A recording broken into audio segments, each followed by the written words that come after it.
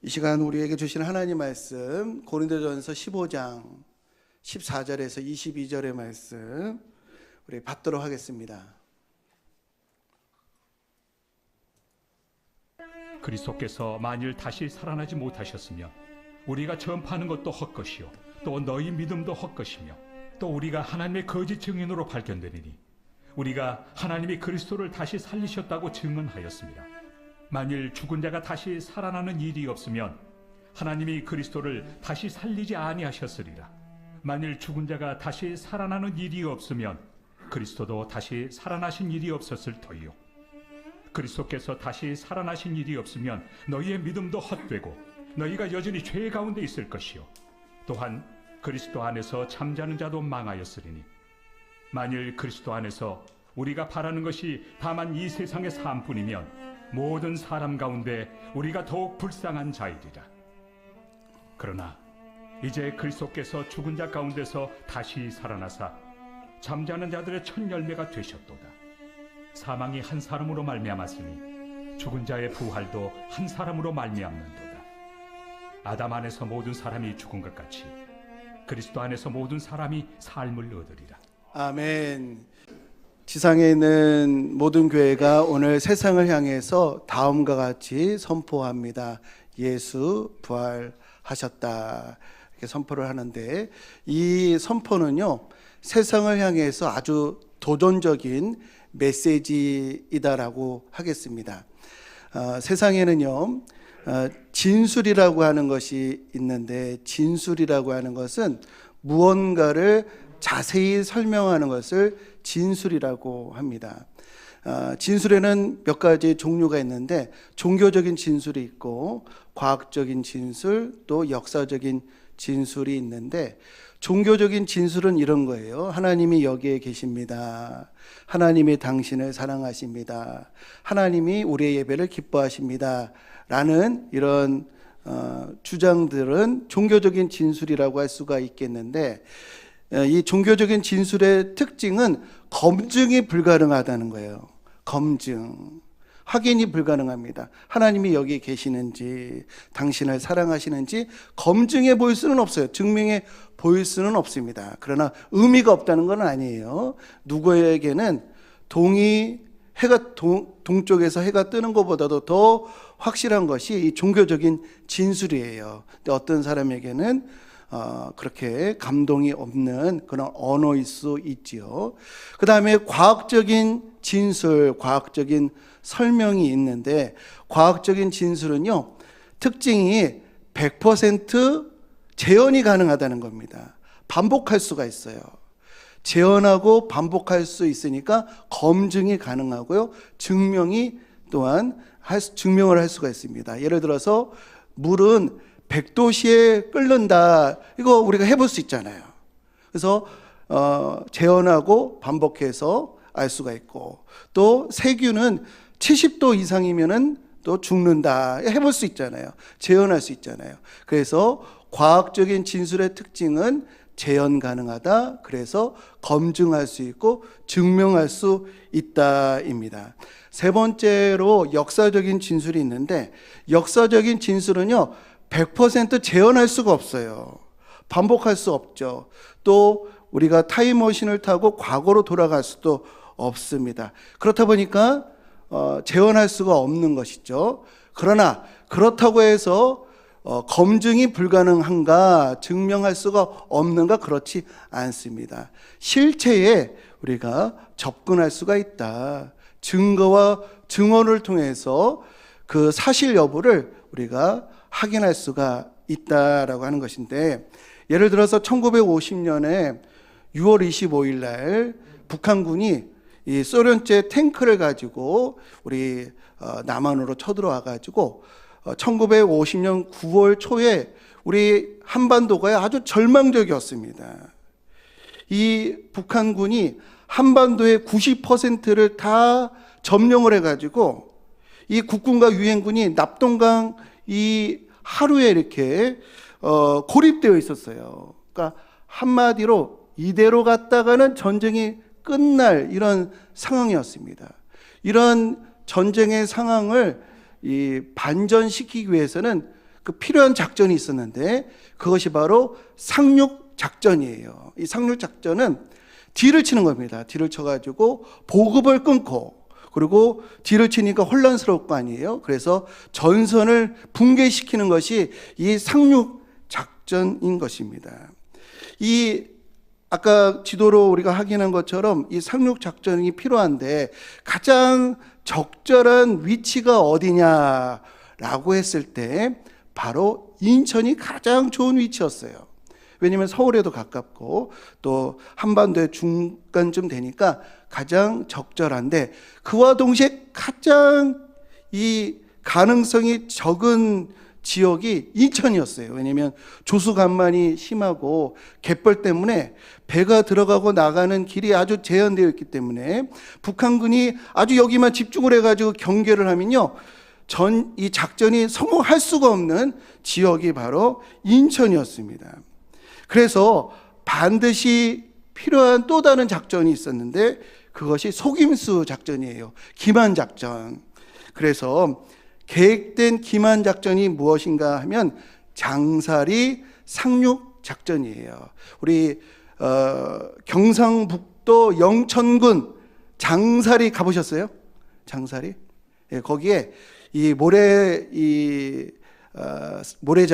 모래사장이 아주 길게 펼쳐져 있다라고 해서 장사리인데, 거기를 상륙 작전하는 것처럼 기만 작전을 이렇게 계획을 한 것입니다. 그런데 병력이 부족하다 보니까 772명의 학도군을 모집을 해가지고 군대를 편성을 해가지고 2주만 훈련을 시켜서 장사리 상륙 작전을 하는데, 그때 평균 연령이 17살이에요.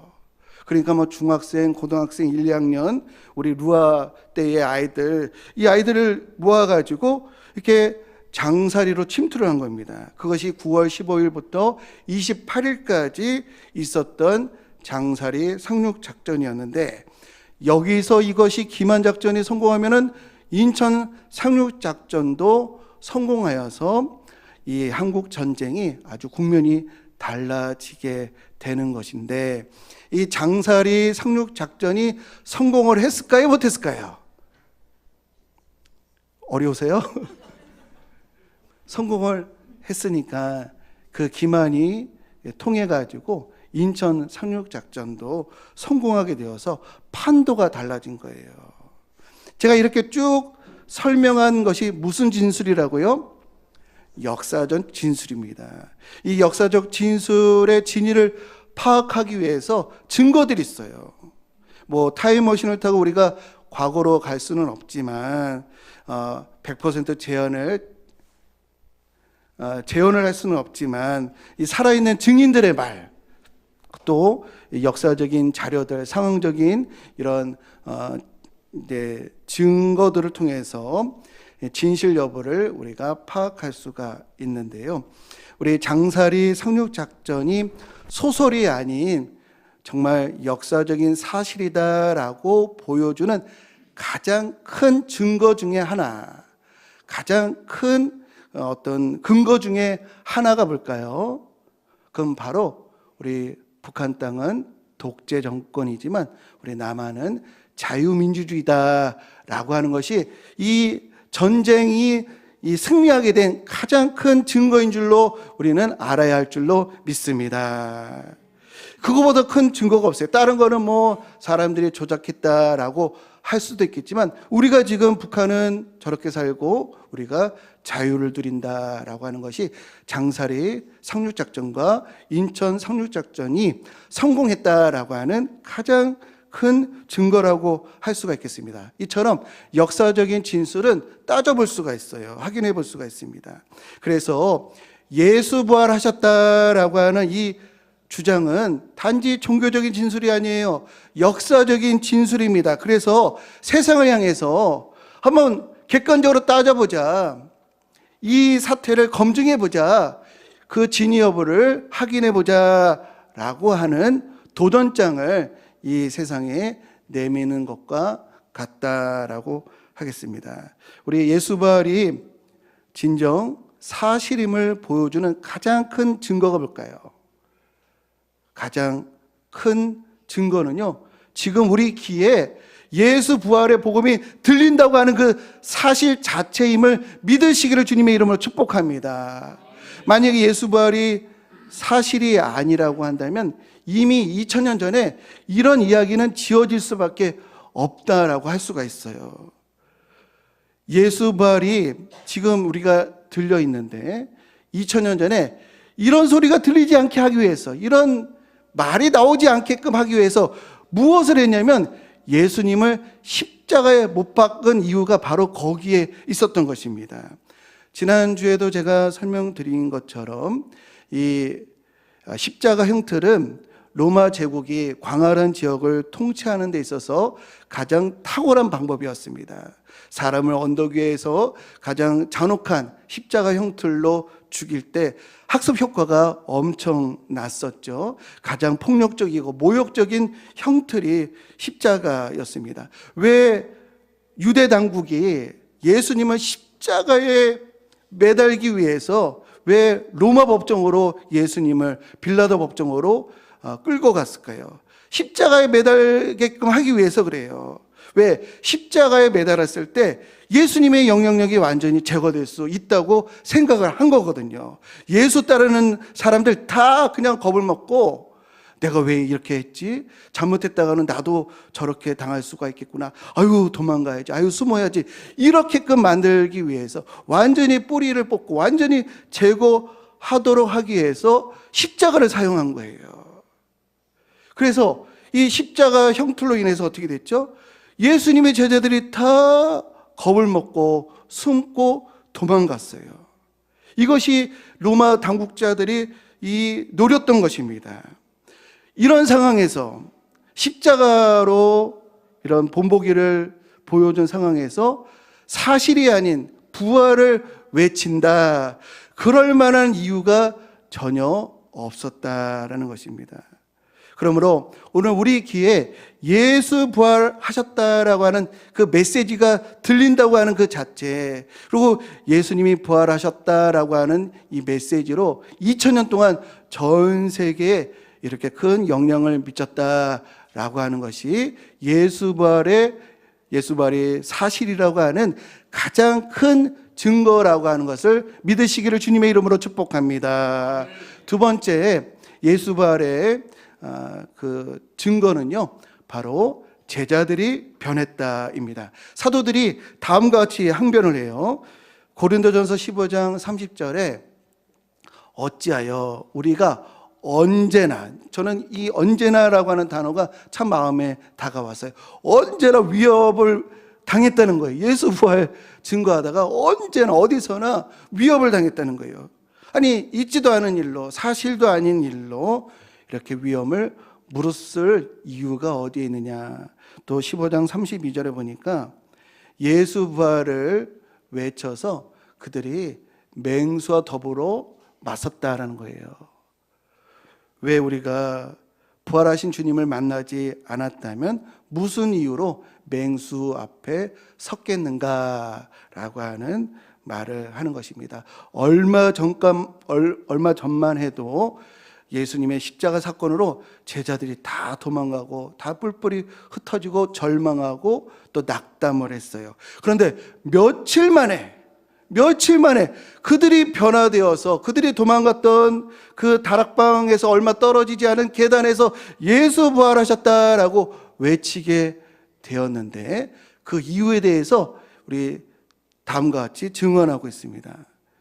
고린도전서 15장 3절 이하를 보니까 성경대로 그리스도께서 우리 죄를 위하여 죽으시고 장사 지낸 바 되었다가 성경대로 사흘 만에 다시 살아나사 게바에게 보이시고 후에 12 제자에게와 그 후에 500여 형제에게 일시에 보이셨나니 그 중에 지금까지 대다수는 살아있고 어떤 사람은 잠들었으며 그 후에 야고보에게 보이셨으며 그 후에 모든 사도에게와 맨 나중에 만삭되지 못하여 난 자 같은 내게도 보이셨느니라. 아멘.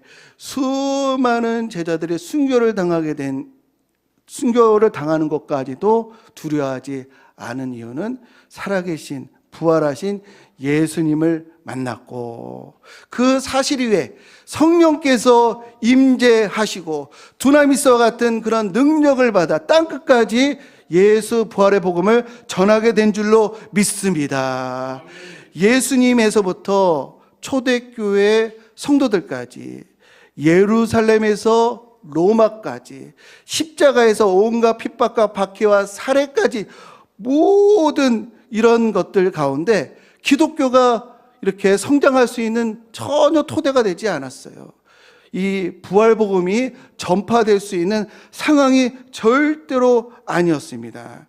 그럼에도 불구하고 이 부활복음이 전 세계로 전파될 수 있었던 것은 예수님의 부활이 사실이기 때문임을 우리 확신하시는 저와 우리 모든 성도님들 되시기를 주님의 이름으로 축복합니다. 그래서 사도 바울이 다음과 같이 말을 합니다. 사도행전 17장 31절에 그를 죽은 자 가운데서 다시 살리신 것으로 모든 사람이 믿을 만한 증거를 주셨대요. 예수 부활은요, 종교적인 언어가 아니라는 겁니다. 역사적으로 검증할 수 있는 증인들이 있는, 증거가 있는 것이 충만한, 그래서 모든 사람이 믿을 만한 증거라고 선포하고 있습니다.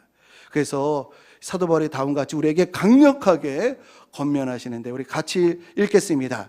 그러므로 내 사랑하는 형제들아, 견실하며 흔들리지 말며 항상 주의 일에 더욱 힘쓰는 자들이 되라. 이는 너희 수고가 주 안에서 헛되지 않을 줄을 알미라. 이 말씀에 우리 감동을 받아서 우리 주의 말씀에 또 이 부활복음에 견실하게 우리 서서 우리 항상 주의 일에 힘쓰는 우리 모두가 되시기를 주님의 이름으로 축복합니다.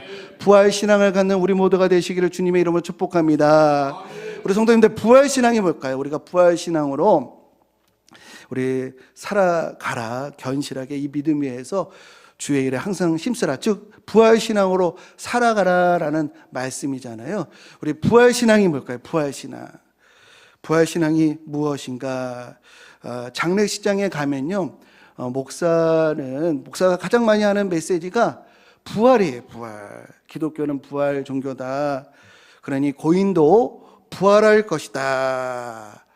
이렇게 이제 장례식장마다 메시지를 전하거든요. 그런데 장례식장에서 이 부활 메시지가 민망할 때가 있어요. 민망할 때.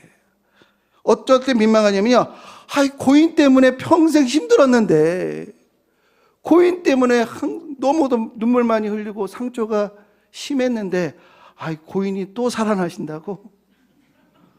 그것도 영원히?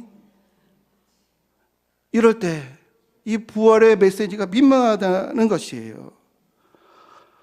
누구에게는 이 불편한 메시지가 될 수도 있다는 것입니다. 평생 인색하고 탐욕적이고 자신의 이식양명만 추구하고 전혀 나눔이 없고 본인만 호화롭게 편안하게 살았던 그 인생, 이웃에게, 형제들에게, 친척들에게 너무도 인색했던 그 인생이 또 부활해서 또 만나게 된다.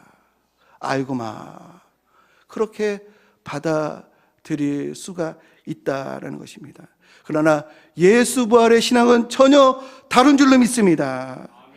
예수님께서의 부활의 첫 열매 되셨다라고 하는 것이 무슨 의미일까요? 우리가 예수님처럼요, 선하고 의롭고 거룩하게 살려가면요, 예수님처럼 환난을 당해요. 상처받고 역경 만나고 난간 가운데 있게 됩니다. 그러나 예수님께서 가신 그 길로 부활의 영광을 예수님이 맞이하신 것처럼 예수 닮아가는 삶에는 결코 후회가 없다라고 하는 것이 바로 예수님이 우리에게 주신 부활 신앙인 줄로 믿으시기를 주님의 이름으로 축복합니다. 예수 부활 신앙은요, 누구보다도 현실을 긍정해요. 이 세상을 사랑합니다. 예수님처럼 순간순간 이 경우에는 내가 어떻게 살아야 될까? 어떻게 하면 정의로울 수 있을까? 항상 고민하는 사람들이 이 부활 신앙인들이에요. 그러나 이 땅의 것에 집착하지는 않습니다. 이 땅에서 최선을 다하지만 자신의 국적이 하늘에 있는 것처럼 이 땅에서 수고하고 애쓰지만 그러나 하늘나라 백성처럼 살아가는 이들이 부활 신앙인 줄로 믿습니다. 부활 신앙으로 살아가는 분들은요, 장례식장에서 다음과 같은 추모의 메시지가 있을 거예요. 이렇게 기억된다면 부활 신앙으로 살아가는 거예요. 이분은 살아계시는 동안에 이웃의 눈물을 닦아 주었어요. 아내에게, 자식들에게 최선을 다했고 교회의 성도들을 형제 자매처럼 사랑하신 분이십니다. 직장에서, 회사에서 그 직장을 이 가족과 같은 공동체 만들려고 솔선수범을 했고 사회 정의를 위해서 늘 관심을 가지고 기도하신 분이십니다. 생전 자신의 것이 아닌 것처럼 나누셨고 주변 사람들과 항상 기쁨을 나눴던, 재물보다는 명예를, 돈보다는 은총을 택한 사람이었습니다. 항상 최선을 다했지만 항상 하나님 말씀을 순종하지 못한 그런 부담감으로 통회하면서 항상 하나님 앞에 겸손하셨던 분이십니다라고 기억되고 추모된다고 한다면 그분은 부활 신앙인 줄로 믿습니다. 우리 성도님들, 우리 부활 신앙을 가지고 나는 부활을 믿습니다 라는 신앙을 가지고 우리가 예수님 따라가면 어떤 어려움이 있다 할지라도 부활의 영광에 동참할 수 있다는 것을 기억하시면서 오늘 우리 가정을 사랑하고 우리 교회를 섬기고 이 사회의 빛과 소금이 되기 위해서 애쓰고 힘쓰는 우리 모두가 되시기를 주님의 이름으로 축복합니다. 그래서 사도 바울이 부활신앙이 이런 거래요. 우리 디모데후서 4장 말씀, 부활신앙은 이런 거라고 말씀하십니다. 우리 같이 읽어보겠습니다. 나는 선한 싸움을 싸우고 나의 달려갈 길을 마치고 믿음을 지켰으니 이제 후로는 나를 위하여 의의 면류관이 예비되었으므로 주 곧 의로우신 재판장이 그날에 내게 주실 것이며 내게만 아니라 주의 나타나심을 사모하는 모든 자에게 도니라. 부활신앙으로 살아가는 이들은 띄워보세요. 선한 싸움을 싸우고 달려갈 길을 마치고 믿음을 지켰다. 항상 견실한 믿음 가운데 주의 일에 항상 애써서 영원한 열매를 받는 이들이 부활 신앙이다. 부활의 첫 열매 되었다는 것은요, 이미 아직은 아니에요. 아직은 우리가 부활한 게 아니잖아요. 근데 이미 되었다고 하는 하나님의 가장 강력한 약속인 줄로 믿습니다. 우리는 다 부활하여서 우리 눈과 눈이 이렇게 마주하듯이 우리가 보게 될 텐데 그때 감격스럽게 우리 서로 만나면서 우리 기쁨 가운데 부둥켜 하는 우리 부활 신앙인들 모두 되시기를 주님의 이름으로 간절히 축원드립니다. 우리 함께 찬양하겠습니다. 살아계신 주, 우리 함께 찬양합니다.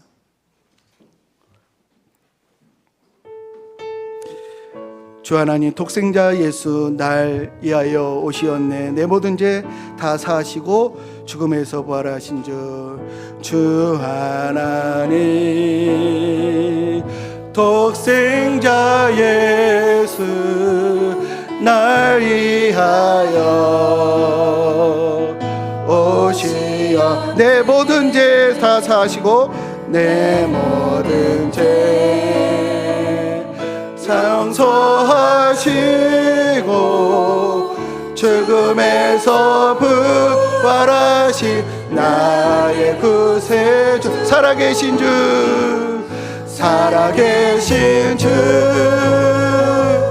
나의 참된 평화 걱정 근심 전혀 없네.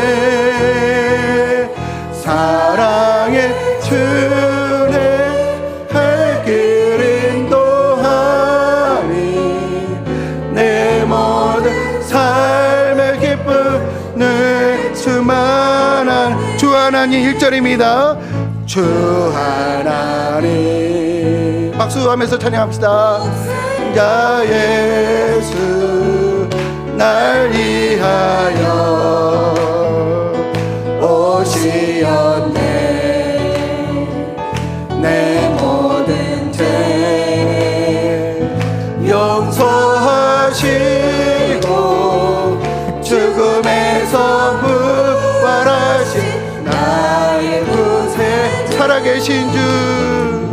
살아계신 주 나의 참된 소망 걱정 근심 전혀 아멘. 사랑의 주 내 갈 길 인도하니 내 사는 삶의 기쁨 내 살아계신 주 나의 참된 소망 살아계신 주 우리 다 함께 일어나셔서 찬양하겠습니다. 참된 소망 걱정 근심 전혀 없네 사랑의 주 내 갈 길 인도하니 내 모든 삶의 기쁨 내 살아계신 주 나의 참된 우리 고백적으로 손을 들고 찬양합니다. 살아계신 주 나의 참된 소망 걱정 근심 전혀 없네 사랑의 주 내 갈 길 인도하니 내 모든 삶의 기쁨 늘 충만하네. 이 시간에 우리 함께 기도하겠습니다. 부활신앙으로 합당한 삶을 살게 하옵소서. 이 땅에서 최선을 다하고 내가 할 수 있는 최선의 사랑과 선행을 베푸지만 그러나 하늘 소망을 둔 천국 시민으로 살아가게 하옵소서. 우리 주의 이름 부르며 우리 다 함께 기도하겠습니다. 주여 하나님 아버지 오늘 우리에게 부활 신앙을 갖게 해주시니 감사합니다. 하나님 영원한 생명을 우리에게 주셨습니다. 하나님 예수 부활하셨다라고 하는 이 하나님 고백은 단순한 종교적인 언어가 아니라 역사 속에 이루어진 사실로 우리의 삶을 송두리째 바꿀 수 있는 진리인 줄로 믿습니다. 하나님 두려움과 하나님 아버지 낙담 가운데 있던 제자들이